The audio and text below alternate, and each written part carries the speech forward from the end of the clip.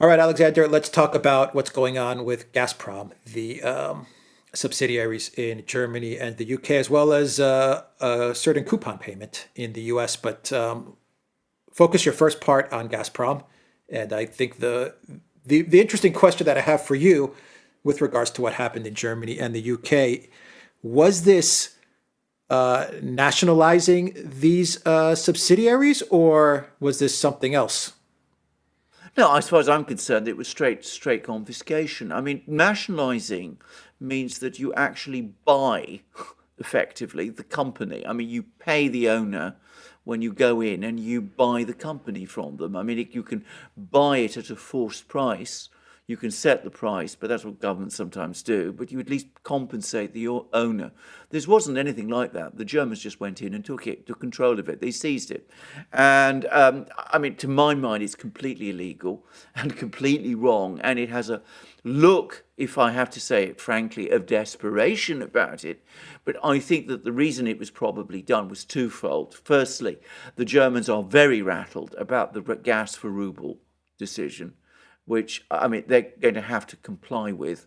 So I think this is partly a petulant reaction to this. But the other thing to understand is that this particular subsidiary of Gazprom administers the underground gas storage reserves in Germany, Gazprom's underground gas storage reserves. And the Germans, Robert Habeck, the economics minister, is committed to filling up these reserves, these storage reserves, before the winter, so that he can dial down on buying Russian gas through the winter and pretend to everybody that Germany's reducing its dependence on Russian gas. Well, in order for him to do that, he's got to fill up those storage reserves. And in order for him to be sure that that gas that Gazprom is bringing into Germany is indeed going into these reserves, he wants to control the company that manages those, underground storage reserves. Now, there's no reason to think that Gazprom itself hasn't been administering its reserves properly, but Habeck, the German authorities, just took this decision. They've seized this company, and as I said, it's an active confiscation. It's completely illegal. It's the kind of thing that once upon a time was only done in wartime. I mean, if you're in a state of war with another country, you can seize its assets on your territory. But Germany is not at war with Russia. So the basis upon which this has been done, is an extraordinary one. But we see all the time, more and more steps being taken in this economic war of attrition that, both sides are now in. More and more steps are being taken to try, as each side escalates repeatedly against the other. And to my mind, this is perhaps the most extreme that the Europeans have taken up to now, or at least so far, coming after that other extraordinary decision to freeze the reserves of the Russian central bank. And the what's going on in the US with Yeah, the well, okay, coupon so this payment? is the other thing, because again, and I don't think these two events are unconnected. On the contrary, I think that they're timed to happen. Up to now, the Russians have been able to pay their bondholders, their foreign bondholders, dollar payments out of their frozen reserves because the Federal Reserve Board and the Treasury has allowed the corresponding US banks, in this particular case JP Morgan, to actually pay the bondholders out of those frozen reserves. Yesterday, for the first time, the Treasury actually stopped part of one payment. Now, I haven't seen the full technical details. Bloomberg says that this isn't an absolute stop and that the Russians can still find ways of paying their bondholders in dollars. So it's not yet a default, and it won't be a default for another 30 days anyway, because there's always a 30-day period. But the US Treasury seems to be finally moving. They hesitated to do it. They've been advised by all sorts of people against doing it, but they are now stepping forward to trying to block Russian payments of out of their reserves of dollar installments on payments of their foreign debt. Now, the Western media calls this a default. I think in legal terms it is not. It's not a default by Russia, because it is JP Morgan and the US government, in effect, which are defaulting to Russia on their payment obligations. So I think the Russians can legitimately say that this is force majeure, and they can legitimately argue that they're prepared to pay in rubles. And I would have thought the bondholders anyway have substantial legal redress against the US authorities, and conceivably even JP Morgan, if they insist on being paid in dollars. And I think this is what has complicated and slowed down this process. But we were getting all sorts of reports over the last few days that people in the United States had been extremely angry about the fact that the ruble hasn't crashed, and I think we see that this is that this is another petulant reaction to this, and probably to the gas for rubles scheme that the Russians are now imposing, and which appears to be working, with apparently more and more countries and companies quietly acceding to it. So, to me, it has something of a look of a childish tantrum, and one which has potential to do harm. Okay, so I'm going to ask you about the Gazprom thing next segment, but I've got a question about this. These reserves, I imagine that these bondholders and these companies were probably thinking that these reserves are going to just get divvied up to them. I imagine it. Yes or no, real quick. Is that what they were thinking? Well, yes, I think Okay, so. so Yeah. Yeah. Okay. Yes, I think so. So I think so. Yes. So there's been a lot of media reports, especially coming out of the Ukrainian side as well as the EU side, saying that these reserves should be pulled together with other payments and used to reconstruct Ukraine. In other words, sent back into Ukraine, which I imagine would then go missing or be loaned. I mean, I'm sure a lot of these reserves would be unaccounted for, and a lot of people would become fabulously wealthy. But it seems like there may be some sort of struggle to see who's going to get this money. I imagine the companies and the bondholders are going to be very, very upset if the Treasury says, you know what, we're just going to push Russia into some sort of default. And, I don't know what money you guys are going to get, but these reserves are going elsewhere. I mean, am I framing this correctly? Could there be some sort of struggle going on for this money? The legal implications of this are huge, and as I said, do expect a mass of legal disputes about this. I'm fairly certain. I'm absolutely certain that sooner or later these bondholders, some of them are Americans, are going to come along and bring legal claims in various courts in the United States, saying the money is there. To the U.S. I mean, I just want to clarify. They're suing not the Russian government. Yeah. Okay. Absolutely. They'll be suing the US authorities and probably JP Morgan as well. And they'll be saying, look, the money is there. We deserve it. And this is, from a legal point of view, this is a minefield. But, don't think it through. Just go ahead and do things like this. And I mean, that I presume is what's going to happen now at some point. What effect does this have on the markets in the U.S. and in Europe? Once again, this is not good for the U.S. No, I'm saying, forget Russia right now. For the U.S., this is not a good move from the Biden White House, is it? It's a very bad mood. And what's his name? Zoltan, was it Pozda? Whatever he's been pointing out, he's doing all kinds of commentaries, and he's somebody who understands these things. And the IMF also are saying that these are major steps now that are being taken that are going to ultimately undermine the position of the dollar. Because realistically, if the United States, and this is the second, bear in mind, the United States last year seized the reserves of the Afghan central bank, and now it's just done that on a vastly bigger scale, of course, with the Russian central bank. More and more countries around the world are going to be saying to themselves, we cannot possibly keep our money in the West.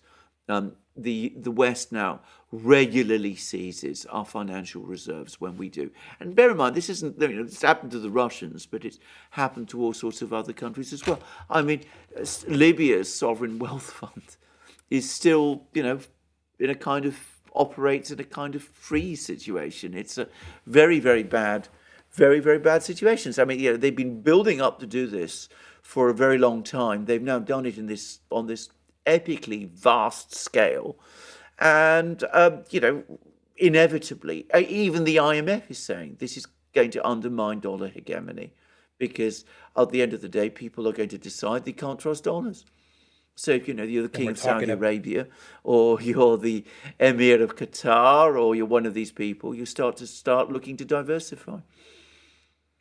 And we're talking about like 250 billion plus or minus, and I imagine the companies are going to be furious, and the bondholders furious with Biden, Absolutely. the White House. Absolutely. I mean, absolutely furious.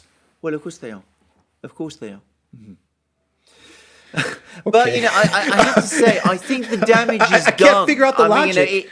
There is no logic to this. I think there is a logic to it, and that is, as I said, that the idea was to try and engineer. We've discussed this before. They were looking to end.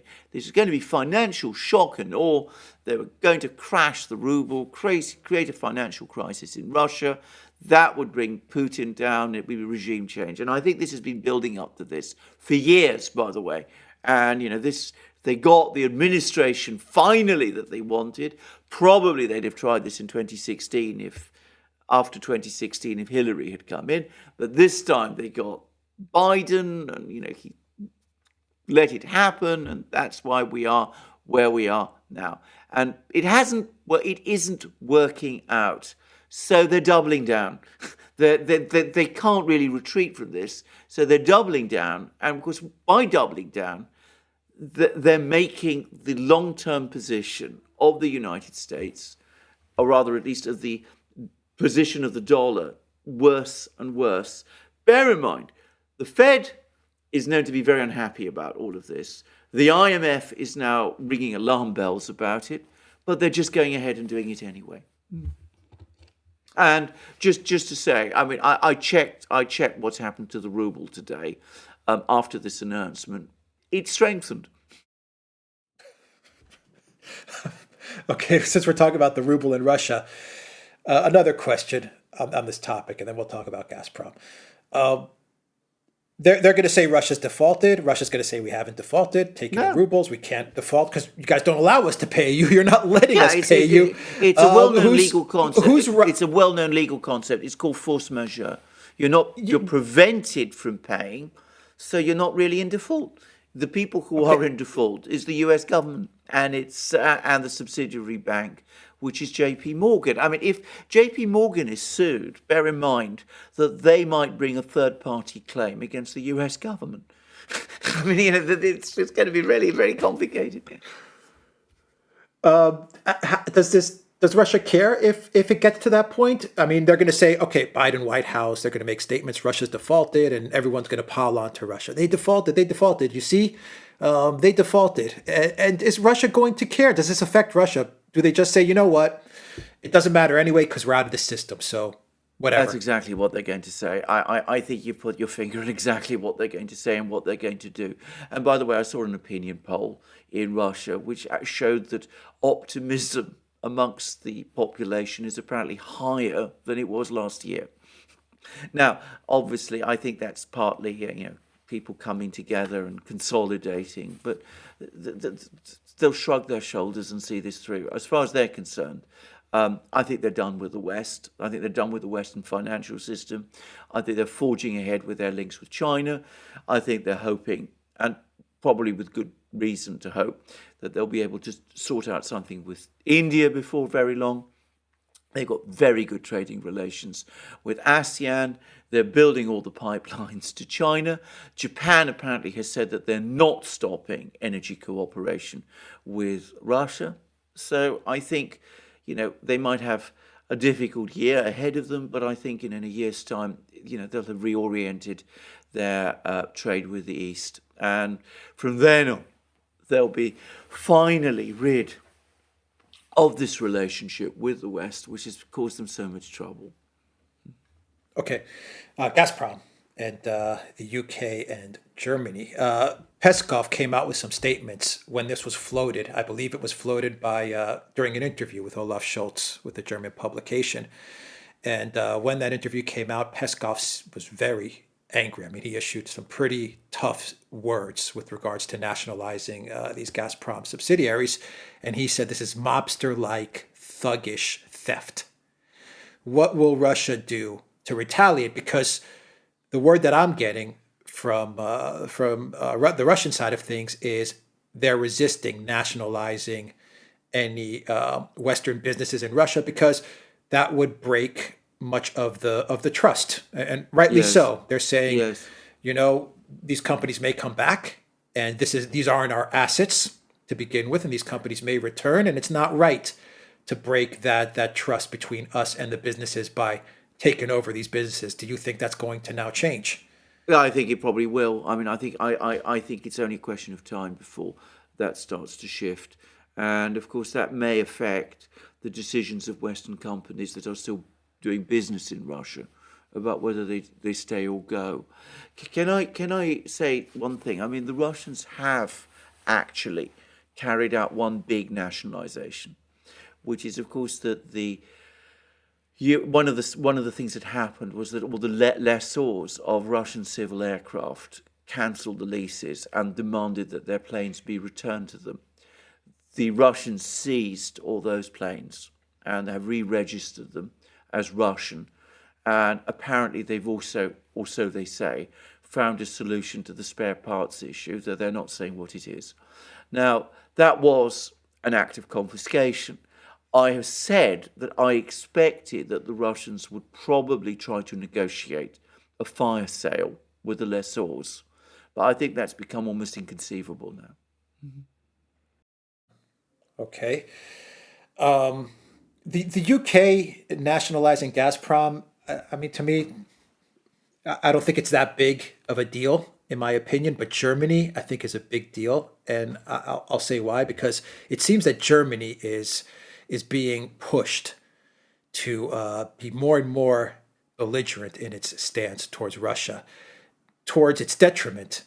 And I think Germany is in a real box. And I just get the impression that the US, the UK, the neocons are pushing Germany to the brink of destruction, almost like a sacrificial lamb in a way. Where Germany's going to go down. We're going to try to prevent them from buying gas with rubles. We're going to try to stop it as best we can. I think they might actually succeed. And if we have to sacrifice the German economy to do it and the German people, it's no problem. We'll do it. I think that's what they're saying. Do you think there's any truth to that? Do you think that Germany Absolutely, I is think Olaf Scholz is in a big he's in a big mess, like in absolutely. a big mess? I think the antagonism towards Russia is so overwhelming that if they have to blow up the German economy to hurt the Russians, they're not going to even hesitate. I mean, I was reading only a few hours, just before we did this program, I was reading an article about how Germany must now stop importing natural gas from Russia. Every German business, every German industrial group, the BDI, the German, big employers union, the German Industrial Employers Union, have said that this would be a catastrophic mistake to stop importing oil and gas from Russia. I mean, coal they can get by without, but oil and gas they absolutely need, and certainly they definitely need the gas. But the pressure on them to do it is relentless, and Scholz and the German government, by going down the sanctions road in the way that they did back in February, have opened the door. And I get the sense, by the way, that some of the German political leaders have completely, they're still in that sense of euphoric exhilaration taking these decisions when they're just not really thinking through, and they're just not connected to what is happening in wider German society. I'm going to make one particular point. Many of the most aggressive politicians in Germany pushing this policy of total disengagement with Russia are the Greens. And of course, the Greens are not connected to German industry. They're not connected to German business. The CDU is. The Free Democrats, to some extent, are. The Social Democrats, historically, have been connected to the trade unions. But the Greens are disconnected from this. So they don't feel the same sort of political pressures that the other more mainstream parties, or at least the more traditional parties in Germany have. So they're pushing this thing to destruction. But of course, at some point, they will discover how destructive for them it has been. And at that point, by the way, and I think this is the thing the Greens need to realise, I don't think they have, I don't think perhaps they can, but at that point, eventually the German electorate may turn on them in a way that means that the Greens never come back into power in Germany again. But what kind of Germany is going to be left? What kind of industry Germany is going to have? I simply can't see. By the way, I have to say that the amount of unreality that I'm reading at the moment at almost every place and level about economic questions is astonishing. I was reading in the New York Times this morning about how the US economy is booming. How can you call an economy booming when inflation is almost 8%? That's not a boom. That is an inflationary crisis. And of course, if inflation is higher than 8%, as virtually everybody that I'm talking to thinks, if it's already in double figures, then of course what you are calling growth may simply be growth in prices. Yeah, they're gaslighting because they know the disaster is coming. But can you elaborate on what it would mean for Germany if the neocons and I'll say the UK, the Newlands, the US, the Polish government, if they get their way and prevent Germany from actually moving forward to buy gas with rubles? Because, and I say this because the statements that have been coming out of not only Ukraine, Zelensky, but from the Polish government, from the small Baltic states, from the UK, from Boris Johnson's office, and of course from the Biden administration, has been almost to blame Germany for what happened in this village in Kiev. I mean, they even brought up Angela Merkel and Bucharest 2008. I mean, they are blaming Germany flat out, and they're doing that because they want to prevent Germany from doing any kind of business with Russia, any kind of business. They want Germany to detach completely. What does that mean, though? I mean, explain to everyone, what does it mean if Germany, if Scholz folds and he says, okay, from tomorrow, we're done. We're not buying any gas. We're not buying anything from Russia. It's over. We're doing a split from Russian resources as of tomorrow, April 6th, 7th. We're done. What does that mean for Germany as a country? It means the end of Germany as we have known it. I mean, the kind of German economy based on industrial industries, manufacturing, Mittelstand companies producing, incredibly high valued goods. I mean, that German economy loses competitiveness permanently. It experiences an extremely severe recession. It begins its process of deindustrialization. The same process of deindustrialization we've already seen in Britain and in the United States. But of course, for the Germans, it would be an even more difficult thing because so much of the German national psyche is connected still with manufacturing. And I would add that the German financial system just doesn't have the kind of flexibility and character that those in the United States and Britain do anyway. So it would be a crisis in Germany. I think one of the points people need to understand is that when Germany did all those deals with Russia, when they did the oil and gas deals, the metals and all of that, when German industrial groups invested in Russia, they weren't doing it out of idealism and they weren't doing it out of charity.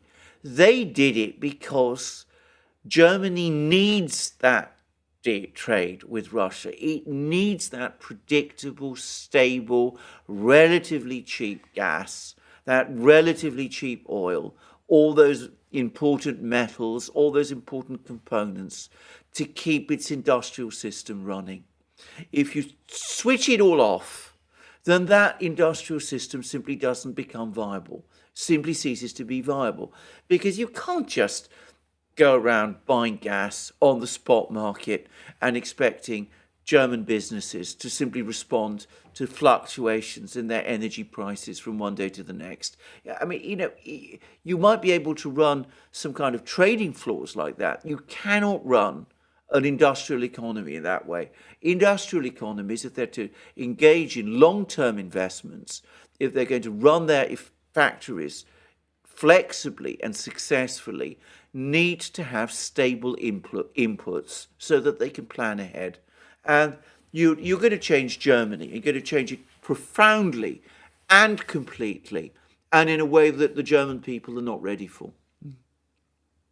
You mean it would be a shock and awe, but for Germany? It would be. And It would be an implosion of Germany. It would be Germany's deindustrialization. It would be, if you like, another version of what Britain went through in the 80s and 90s. And of course, what Italy has also been going through. Italy's also experienced deindustrialization. So industrialization will, industrial industry will increasingly focus in the Asia-Pacific region, conceivably in Russia too. I mean, bear in mind that pulling out all these Western companies from Russia is leaving massive space now. And I was actually reading, in fact, about how some industrial groups in Russia are now hungrily looking at, the vacant spaces that Western companies have created by pulling out. So, we are very likely to see a rise in Russian industrial output. So manufacturing is going to move east. And the German industrial economy, which we have been in so much awe of for so long, is going to be mortally wounded. Yeah, but what is for German society? What is it? I mean, what are the companies that are going to shape the future going forward for German society, and where is it going to be purchasing its goods? Where's Europe, for example? Where is the EU going to be buying things from? Their cars and anything else, their appliances. Where is all this going to be coming from? And for the everyday German citizen that works at, say, Siemens, and I'm just saying very simple, someone that works at Siemens or Volkswagen, say something like that. What does it mean for them going forward? I mean, you can't have a Wall Street or a city of London in every city in Europe. No, you can't. You absolutely can't. If you go to Frankfurt, which I have been to, I know Frankfurt. You see Frankfurt, the financial centre there is tiny compared to London or New York. I mean, it doesn't remotely compare. But what does it do to German society? German economic system is still very heavily geared around manufacturing. I'm not saying most Germans work in factories. Of course they don't. As in most places, most people in Germany work in services. But the spine of the German economy has been its manufacturing. And by the way, you mentioned Siemens. Well, Siemens is a big international company. It might be able to pull through. It might be able to diversify its production. It might transfer its factories to, Vietnam or Indonesia or somewhere. But if you are talking about the Mittelstand companies, the family-owned companies, which I know many, I mean, they don't have that option. They can't just close down their factories in Germany and simply reopen them somewhere else in that kind of way, outside Europe in that sort of way. And I mean, it just doesn't work. And, some of the companies we are thinking of, if you're thinking about Miele, for example, which makes kitchen equipment, I mean, they are a typical, they're big, but they are nonetheless ultimately a Mittelstand company. Well, those companies will go down. I mean, it's very difficult to see how they cannot. Now, we went through this in Britain. If you'd come to Britain in the early 1950s, you'd have found that, we had the big industrial groups, ICI, the big, motor car companies, Austin Morris and Rover and all of those. And then below that, we had a whole big sector of family-run industrial companies. And of course, because of the whole way in which we ran our economy in Britain and because of issues in our society, first it was those small companies that went. Then in the 1970s, the secondary banking system, the local banks, which funded those companies, all crashed. So we were left with basically just 5 retail banks. So you get this enormous centralization. And then over the course of the 70s and 80s, the big factories, the big companies started to close. So the British car industry, for example, as it had existed, the Rovers and the Austin Morrises, they gradually disappeared. And of course, Britain today, I mean, still does some manufacturing. I mean, we still do some, but we are no longer a manufacturing country. It's no longer the way in which our economy functions. But you're absolutely right. We still have the Bank of England, the City of London, Sterling, all of the huge structures that were created during the period of the British Empire, and that provided us with a kind of alternative model. Perhaps not an entirely good model, but nonetheless, we had that. Germany doesn't. It doesn't have that kind of financial system that Britain has. So it will be, if things work out in the way that I expect they will. And this isn't going to happen, this is a process. Obviously, there'll be a steep recession, and then there'll be steady periods of factories closing and businesses closing and all of those things. But if the end point is the same as in Britain, then we will be seeing a Germany profoundly different from the one we know, and much poorer for many of its people. Bear in mind, in the United States, where there's also been deindustrialization, where some of the same processes that we've been talking about have happened, well, you get all the concerns, all the comments, the things that we talk about with Robert Barnes, for example, when we do programs with him about, the steel cities where they no longer make steel, the car plants where people are, the production has become much less, the deindustrialization of cities, the decline of cities like Detroit, all of that is coming to Germany as well. It sounds horrific, to be honest, for Germany. Is. I mean, I think it is. It sounds horrific for them. It is. It is. But you see, what Baerbock and Habeck will tell us is it's fine because, what you do is you build more windmills and you find more ways to run your economy that way. And, you can find all sorts of, ecologically friendly and environmentally friendly ways to operate an economy without industry. Well, for the Greens, it's always the ends justify the means, and for the neoliberals. Yeah, absolutely, of course. So if people have to suffer for 5, 10 the years... Greens ultimately, the Green conception of Germany, of how to run an economy is incompatible with the German industrial model.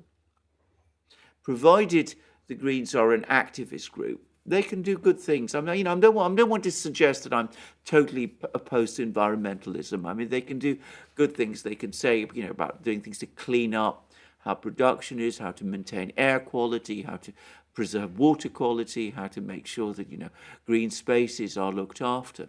But if you put these people in charge, then, of course, things will take a particular direction. And that's the direction that we're seeing. All right. We'll leave it there, everybody. The Duran.locals.com. If you're watching this from Rumble, you will see a button up top, a red maroon button. Click on that button and you'll get taken directly to our Locals community page and Duran shop. There's the Good Day mug, and that is the code that you use to get 10% off all merchandise. Take care.